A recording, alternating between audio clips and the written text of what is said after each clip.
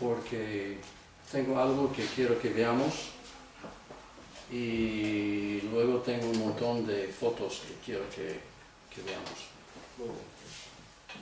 Fotos mías. Bien, bien. Sí. Vamos a ver.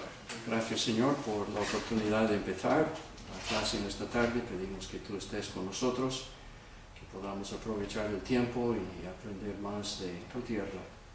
Bendícenos en el nombre de Cristo. Amén. Bien, tenéis ahí una hoja, dos hojas, que encontré en internet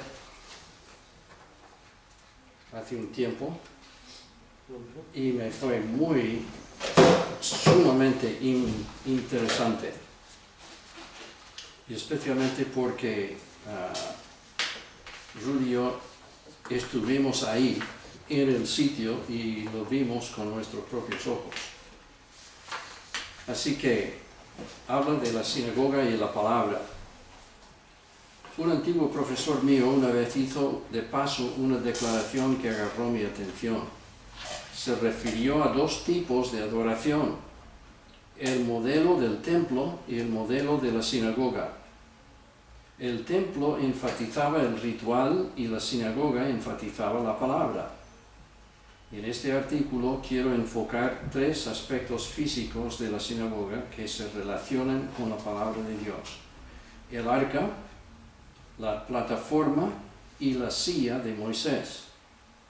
Las fotos abajo ayudan a ilustrar estas tres características. La primera imagen enseña dos arcas o recipientes de los rollos de la escritura en el muro occidental en Jerusalén hoy. Los lunes y jueves los jóvenes tienen sus celebraciones de Bar Mitzvah en el muro occidental. Estas arcas están aquí en preparación para la lectura de los rollos en este punto de cambio en sus vidas. O sea, son los sitios donde guardan los rollos de la escritura. La segunda imagen presenta la sinagoga antigua de Corazín, y eso lo tenemos al otro lado. El arca, número 1, contiene los rollos de la escritura. La plataforma es la piedra elevada en primer plano. Se considera que esta piedra es el lugar donde estaba de pie el que leía la escritura. La silla se conoce como la silla de Moisés. Vamos a buscar eso. Mateo 23, 2.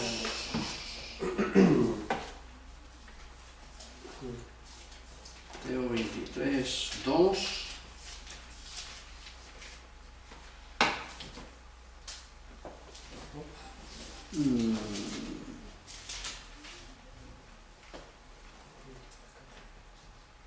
Sí, entonces habló Jesús a la gente y a sus discípulos diciendo: en la cátedra de Moisés se sientan los escribas y los fariseos. Así que todo lo que os digan que guardéis, guardadlo y hacerlo, etc. Se sientan, o sea, como él va a decir aquí, sentada era la posición de la instrucción, exhortación, como ilustrado por nuestro Señor en el Sermón del Monte. Viendo la multitud, subió al monte y sentándose vinieron a él sus discípulos y abriendo su boca les enseñaba. Quiero abordar la sinagoga y la palabra de dos maneras. Primero, usaremos esta sinagoga para ilustrar lo que hizo Jesús, el Señor, cuando fue repudiado por la sinagoga de Nazaret. Luego consideraremos las implicaciones del repudio del Señor en Corazín, Betsaida y Capernaum. Y vamos a mirar aquí arriba un momento para fijarnos bien.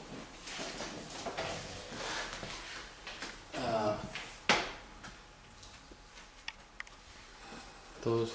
Capernaum está aquí, Esto es Corazín y Betsaida. Son 3 ciudades que hacen un triángulo ahí. Y entonces, como vamos a ver, Jesús tuvo mucho ministerio entre ellos ahí. Entonces, repudio en la sinagoga de Nazaret. Lucas 4, 16 a 30 cuenta la existencia, lectura y sermón en la sinagoga de Nazaret que llevó a su repudio por su ciudad natal. Siguiendo su patrón consistente, asistió a la sinagoga el día sábado. El versículo 16 dice que se levantó a leer. El lugar donde se puso habrá sido la plataforma levantada de piedra. El encargado le dio el rollo de Isaías después de conseguirlo del arca. El Señor desenrolló el rollo a lo que ahora es identificado como Isaías 61:1. Y dice lo siguiente: El Espíritu de Jehová, el Señor, está sobre mí, porque me ungió Jehová, me ha enviado a predicar buenas nuevas a los abatidos, a vendar a los quebrantados de corazón, a publicar libertad a los cautivos y a los presos apertura de la cárcel, a proclamar el año de la buena voluntad de Jehová. Luego enrolla el rollo y lo entrega al encargado, y después de la lectura camina a la silla de Moisés y se sienta. Y yo he estado sentado ahí en esa silla. En el versículo 21 pronunció un corto mensaje: Hoy se ha cumplido esta escritura delante de vosotros. Y podemos imaginar la reacción de la gente al escuchar eso. ¿Qué está diciendo? Su cita revela que se ofrecía como el Mesías, el que iba a establecer el reino. El ambiente durante la lectura se enfatiza en el versículo 20. Los ojos de todos en la sinagoga estaban fijos en él. El impacto de su mensaje fue poderoso. Todos daban buen testimonio de él y estaban maravillados de las palabras de gracia que salían de su boca. Al mismo tiempo había confusión entre la gente. La congregación preguntó: ¿no es este el hijo de José? O sea, un mero hombre. Le conocemos. Se ha criado no muy lejos de aquí. Esta pregunta llevó a su respuesta en cuanto a su persona y ministerio, incluyendo comentarios favorables acerca de gentiles quienes tuvieron interacción positiva con 2 profetas claves del Antiguo Testamento. Su afirmación de ser el Mesías y sus sentimientos hacia los gentiles causó que el pueblo de su ciudad natal se llenaran de ira, con deseos de matarle. Su interpretación y aplicación de la palabra llevó a su repudio. A lo suyo vino y los suyos no le recibieron. Esteban, el mártir Esteban, hizo algo parecido en su discurso, ahí en Hechos capítulo 7. Entonces, el repudio de Nazaret fue el prototipo de la actitud y acción venideras de toda la nación. El repudio de los judíos del año agradable del Señor llevó a una inclusión única de los gentiles despreciados en la edad de la Iglesia. Ahora judío y gentil están unidos como uno en Cristo, como nos enseña Efesios. El año agradable es ahora, 2 Corintios 6:2. Establecerá, por cierto, el Mesías un reino terrenal en Israel como el resto de Isaías 61 enseña? Sí, pero involucrará el cumplimiento del resto de Isaías 61:2. El resto de la declaración ley y el día de venganza del Dios nuestro a consolar a todos los enlutados. Para Israel, el día de la venganza, o sea, la tribulación, ha de cumplir su propósito. Preparará a Israel a aceptar a Jesús como su Mesías Salvador, según Zacarías 12.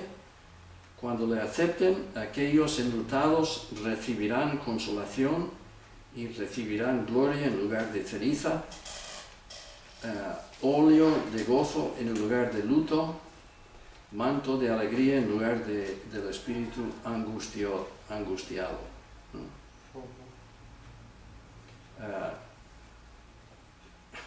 Cuando Ruth estaba traduciendo gozo en luto, ella hizo, sacó esa frase de muchas frases que iba probando para poner ahí, y luego después encontramos este texto, gozo en luto. Está ahí en las escrituras.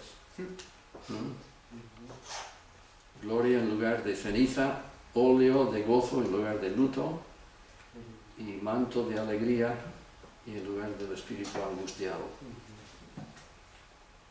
El ministerio de Jesús de la palabra le identificó como el Mesías. El repudio de esa aseveración indirectamente representó su futura repudiación nacional.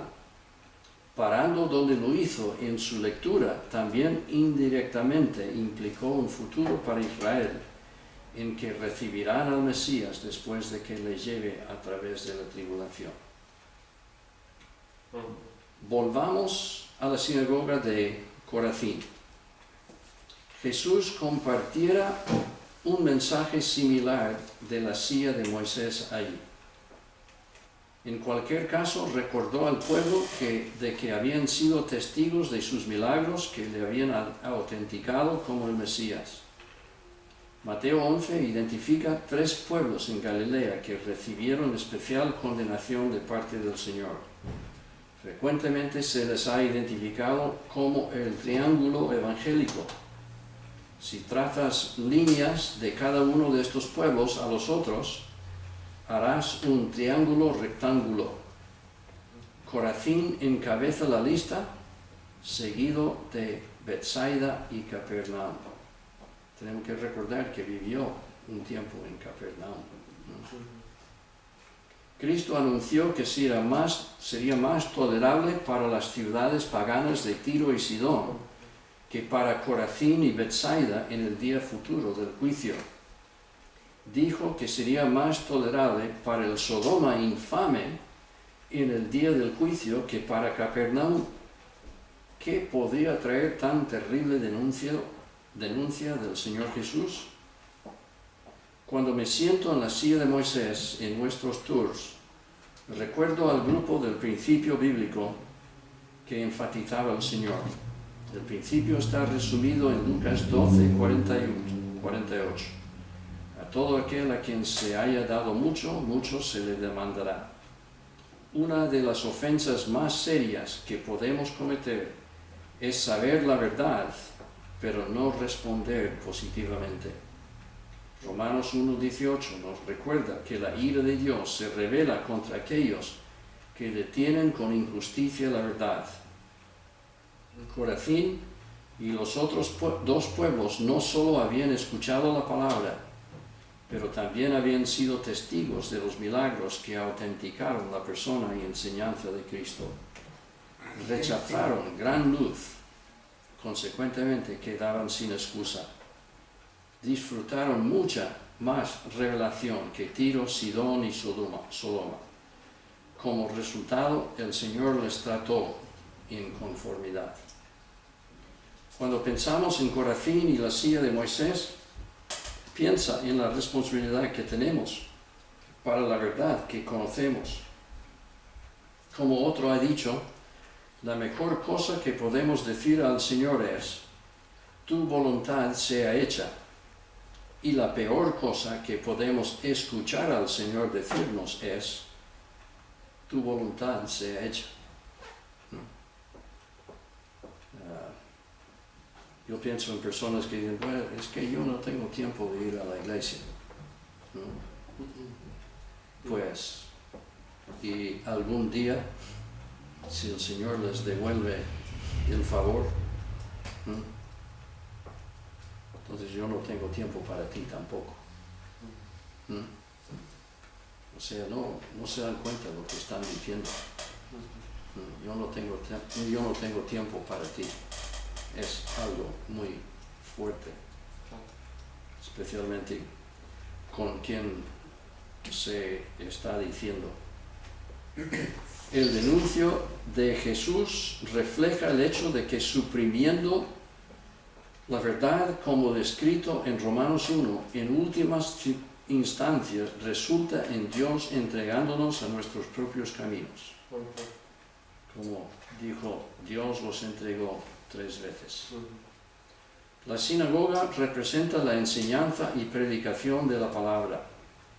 La sinagoga en Nazaret nos enseña a no repudiar al Mesías.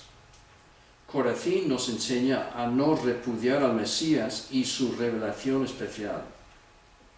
Mirad lo que oís, porque con la medida con que medís, os será medido, y aún se os añadirá a vosotros los que oís. Porque al que tiene, se le dará, al que no tiene, aún lo que tiene, se le quitará. Eso me impactó mucho, especialmente habiendo estado ahí, habiendo visto todo ahí. Y luego, nuestro guía señaló ahí mismo, veremos una foto en un momento, de que en la sinagoga misma, en la pared,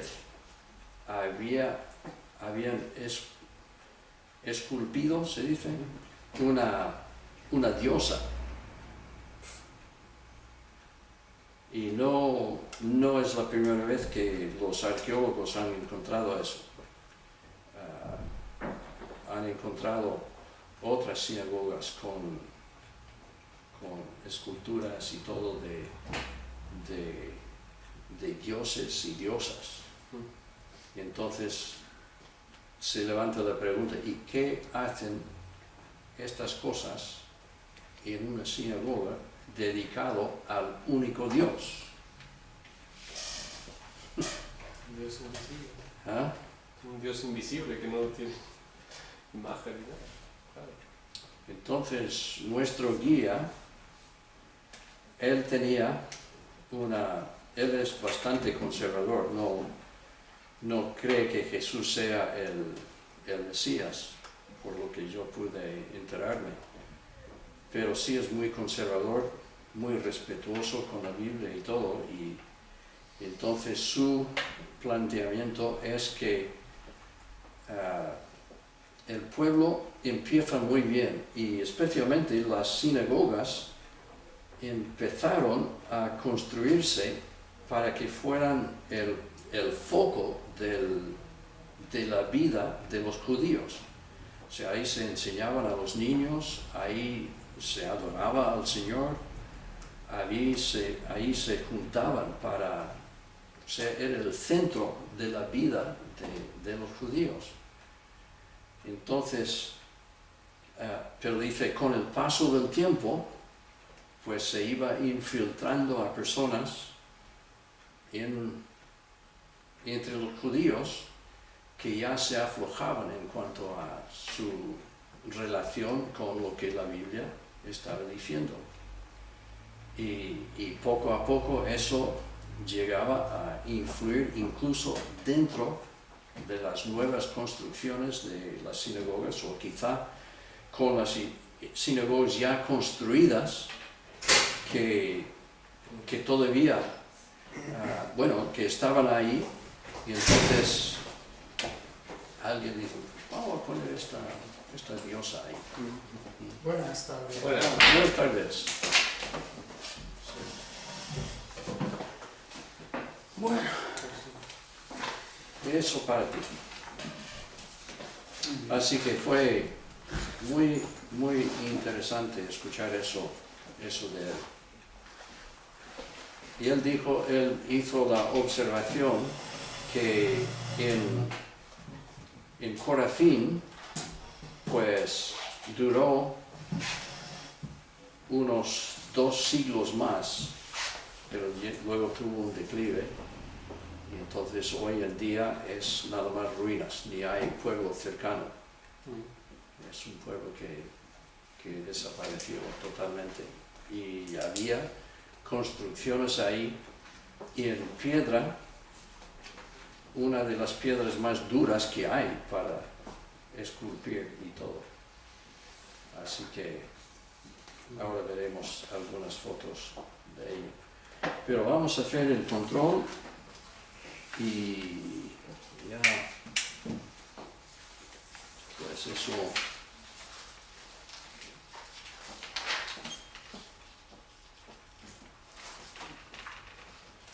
Es el control número 8. Se puede apagar eso, ¿no? Sí. Es un